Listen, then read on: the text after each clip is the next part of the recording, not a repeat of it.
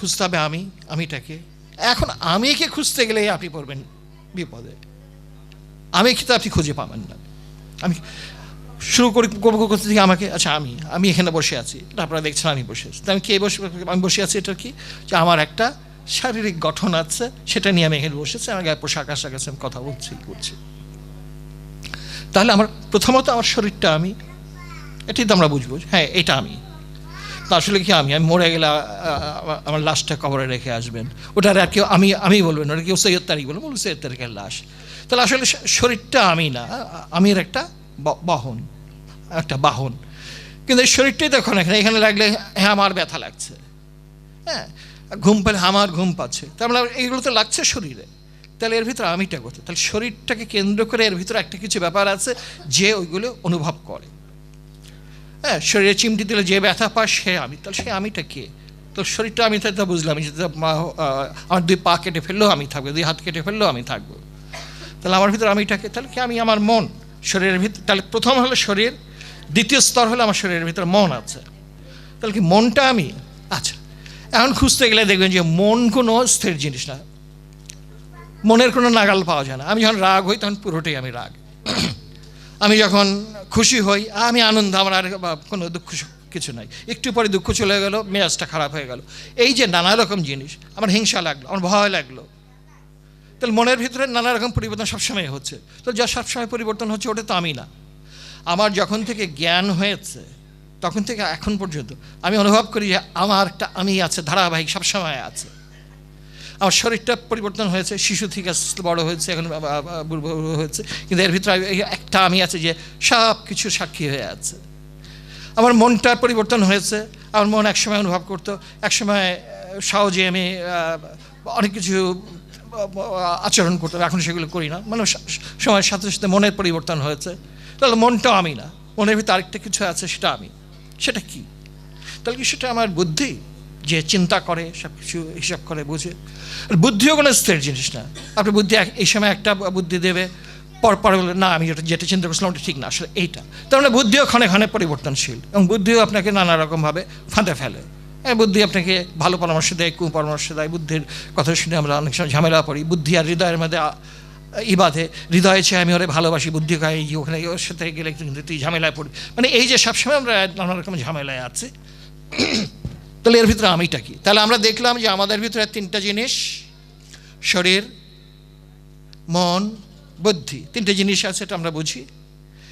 এই 3টা জিনিসের কোনটাই আসলে আমি না, কিন্তু এগুলোর উপর ভিত্তি করেই আমার আমিটা আছে। তাহলে এই 3টে যে জিনিস, এই 3টে জিনিস হচ্ছে নফসের অংশ, এবং এই 3টে জিনিসের মধ্যে আবদ্ধ থাকাটাই হলো নফসানিয়াত। নফস মানে কেউ বলবে প্রাণ, নফস মানে কেউ বলবে মন, নানা রকম জিনিস। কিন্তু নফস বলতে যে জিনিসটা আপনাকে এই জগতের মধ্যে এই ক্রিয়াশীল রাখছে এবং আপনাকে সুখ দুঃখ ভোগ করাচ্ছে। তাহলে এই নফসানিয়াতের মধ্যে আমি আছি, মানে আমার শরীর, মন, বুদ্ধির ফাঁদের মধ্যে আমি আছি, এবং আমি এর মধ্যে ঘুরপাক খাচ্ছি, আমি আবদ্ধ আছি এটার মধ্যে। এইটা হলো আমি। তার এখনও কিন্তু আমরা পাই নাই যে আমিটাকে, কিন্তু এইটা ঠিক যে আমার ভিতরে একটা আমি বলে একটা ব্যাপার আছে, যেটা আমি যখন থেকে আমার জ্ঞান হয়েছে তখন থেকে এখন পর্যন্ত আমি ধারাবাহিক অনুভব করছি, এর ভিতরে একটা আমি আছি। এটা আমার শরীর না, আমার শরীর কেটে ফেলেও সেই আমিটা থাকবে। আমার মন না, আমার মন পরিবর্তন হলেও সেই আমিটা থাকবে। আমার বুদ্ধিও না, আমার বুদ্ধির পরামর্শ নানা রকম পরিবর্তন হলেও একটা কথা আছে। সেই আমিটা কি? সেই আমিটা আমার ভিতরে একটা সাক্ষী স্বরূপ একটা সত্তা, ওইটা হলো আধ্যাত্মিক সত্তা। এই আধ্যাত্মিক সত্তা মানে আল্লাহ তো আমার সাত আসমানের উপর পাঠাই, আল্লাহ তো রূহ রূপে আমার ভিতরে বিদ্যমান আছে। আল্লাহর ভিতরে রূহ রূপে বিদ্যমান আছে ওই জায়গাটার ভিতরে, যে সব কিছু পর্যবেক্ষণ করছে। আচ্ছা, আল্লাহকে আমরা সাধারণভাবে যখন চিন্তা করি, কী করে আল্লাহকে আমরা, আল্লাহ সাত আসমানের উপরে আছে, ভালো কথা। আল্লাহ সব কিছু দেখেন, শোনেন, জানেন, এটা আমরা সবাই কনফার্ম, হ্যাঁ এটা ঠিক।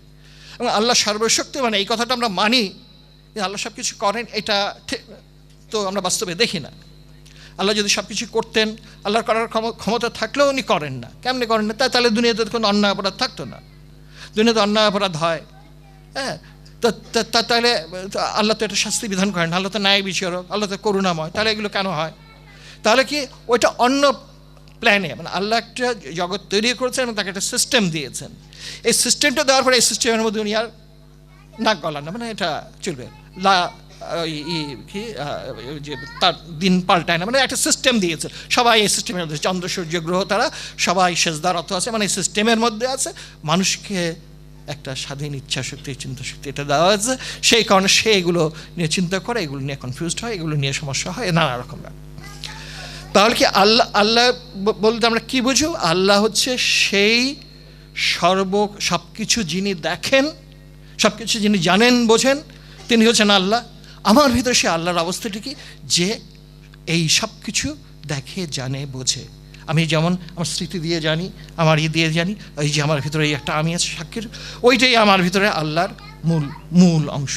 কিন্তু ওই জিনিসটা আমি সহজে ধরতে পারবো না, ওই জিনিসটাকে আমি নাগালেও আনতে পারি না, নিয়ন্ত্রণেও আনতে পারি না। ওই যে বললাম, আমার শরীর, আমার মন, আমার বুদ্ধি আমাকে ব্যতিব্যস্ত রাখে। এর থেকে আমি মুক্তি যদি পাই, মানে এর থেকে আমি যদি উপরে উঠি, মানে এগুলোর ঝামেলার থেকে যদি আমি মুক্ত হই মানে অ্যাটলিস্ট যে এগুলো আমাকে ঝামেলা করছে না, এগুলো নাই হয়ে যাবে তা না। এগুলো ছাড়া তো আপনি দুনিয়াতে থাকবেন, আপনি কাজই করতে পারেন। নফসের কোনো মৃত্যু হয় না, মানে নফস একটা আধ্যাত্মিক সত্তা মূলত। এটা হচ্ছে আপনাকে পরিচালিত রাখে জগৎ। কিন্তু আপনার শরীর দিয়ে থাকতে হবে, শরীরের ভিতরে মন থাকবে এবং চিন্তা করার জন্য বুদ্ধি থাকবে, তিনটে জিনিস দিয়েই আপনার দুনিয়াতে চলতে হবে। কিন্তু এইগুলি যেন আপনাকে, যেটা আপনার ভিতরে যে আসল আমি, সে আমিটাকে ফাঁদে না ফেলতে পারে, আপনাকে এটা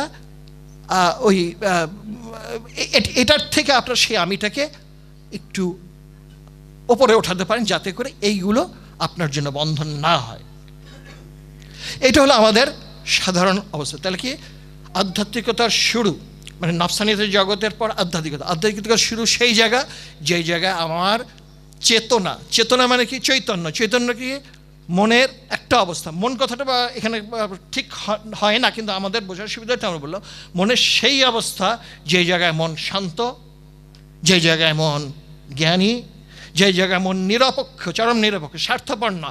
আমরা তো স্বার্থপর, আমরা ইগোরেন্ট, আমরা সবসময় নিজের স্বার্থ কথা চিন্তা করি। আমার সন্তান যেন থাকে দুধে ভাতে, কবি লিখিত। আমার সন্তানের কথা বলা হচ্ছে, সর্বসন্তানের কথা না। হ্যাঁ, মানুষ শাসরাফুল মাকলুক, এটা একটা অজুহাত। এই অজুহাত দিয়ে দুনিয়ার বনটাকে খেটে ফেলছে, প্রাণী হত্যা করছে, সভ্যতা বানিয়ে। সভ্যতা আসলে শয়তানের সৃষ্টিটা আমরা তো করোনার সময় দেখলাম যে সভ্যতার কী নিদারুণ দুঃসহ। আজকে এত গরম, এত ঠান্ডা, এত দুর্যোগ, এগুলোর কারণ হলো আমাদের এই সভ্যতা। অর্থাৎ আমরা প্রকৃতিকে অপব্যবহার করেছি, বিবেচনাহীনভাবে নষ্ট করেছি। তাহলে বিষয়টা কি, আমাদেরকে এমন একটা জায়গায় নিজেকে নিতে হবে, যে জায়গার থেকে আমি এই ঝামেলাগুলোর থেকে মুক্ত হতে পারি, এগুলোর থেকে আমি ওপরে থাকতে পারি, তারপর আমি এই দুনিয়াতে থাকবো।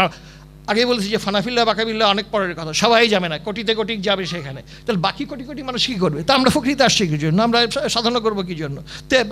গুটিক মানে 10 জন লোক ফানাফিল্লা হবে, আমরা কি করবো? তাহলে আমরা কী জন্য কী করবো? এটা স্বাভাবিক প্রশ্ন। আমরা যেন যে যার অবস্থান থেকে যেই আছে এই জীবনের মধ্যেই সেই রুহানিয়াতের টিকে নিয়ে আসতে পারি, যেটা দিয়ে আমরা এই জীবন যাপন করবো। আমরা সবই করবো, সংসার করব, কাজ করবো, সব করবো, কিন্তু সব কিছু তখন কি আমি যদি ওই রুহানিয়াতের জায়গা থেকে করি, তখন আমি নিরপেক্ষ জায়গায় থাকবো। নিরপেক্ষ মানে কি, আমার ইগো ওরিয়েন্টেড না, আমার অহমের মুক্ত না, আমার স্বার্থযুক্ত না, আমার আমি স্বার্থের বাইরে যেতে থাকলে আমি সর্বজনীন জায়গায় দেখবো।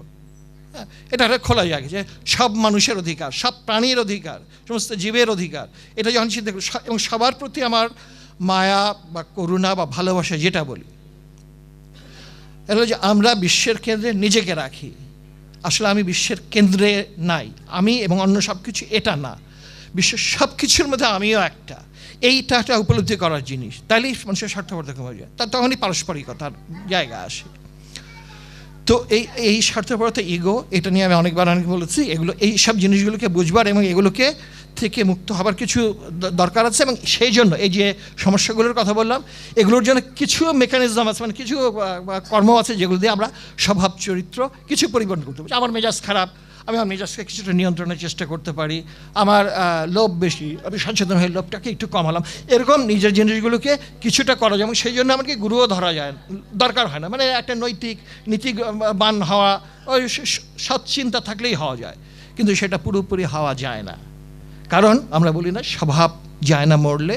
সুতরাং আমি মনে করি যে না, কালকে থেকে আমি আর কারোর সাথে খারাপ ব্যবহার করবো না, কিন্তু ওই যে ইচ্ছে করলাম, কিন্তু তারপরে যখন আমার সঙ্গে এসে একজন তারাভাবে কথা বললো, অমনি আমার মেজাজটা নিজের অজান্তেই খারাপ হয়ে গেল।